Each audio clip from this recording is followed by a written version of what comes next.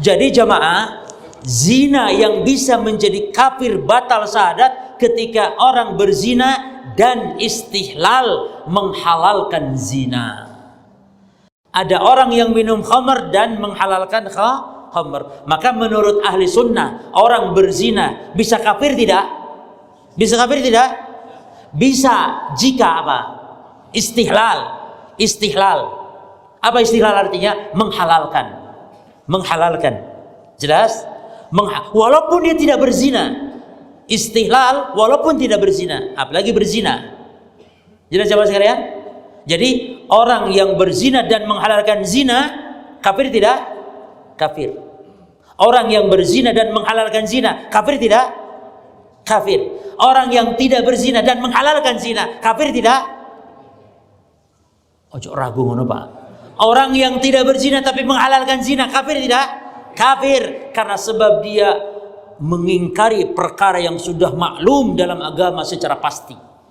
Hukum zina itu anak kecil pun tahu haram, orang awam tahu kalau itu haram.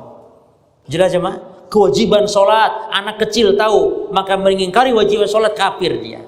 Bahkan mengingkari air putih yang sudah diketahui oleh semua orang, anak kecil saya tahu hukum air putih halal. Ini berdasarkan perkara agama yang sudah pasti. Lalu ada orang yang mengharamkan air putih, mengharamkan ini air putih, maka orang ini bisa kafir. Kenapa? Karena mengharamkan sesuatu yang ma'lumun minad-din bid-darurah. Jelas jemaah?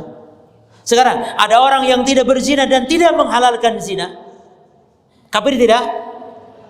Orang yang tidak berzina dan tidak menghalalkan zina, kafir tidak? Orang tidak berzina dan tidak menghalalkan zina, kafir tidak? Sengaja saya percepat supaya jenengan rada bingung. Orang tidak berzina dan tidak menghalalkan zina, kafir tidak? Sekarang berzina dan tidak menghalalkan zina, kafir tidak? Bingung. Berzina dan tidak menghalalkan zina, orang zina loh. 70 tahun zina, 70 tahun zina, tidak menghalalkan zina dia. Kafir tidak?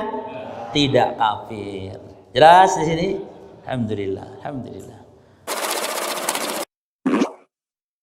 Donasi dakwah Malang Mengaji. Ayo, ambil bagian untuk dakwah melalui rekening berikut ini bersama umat berbagi manfaat.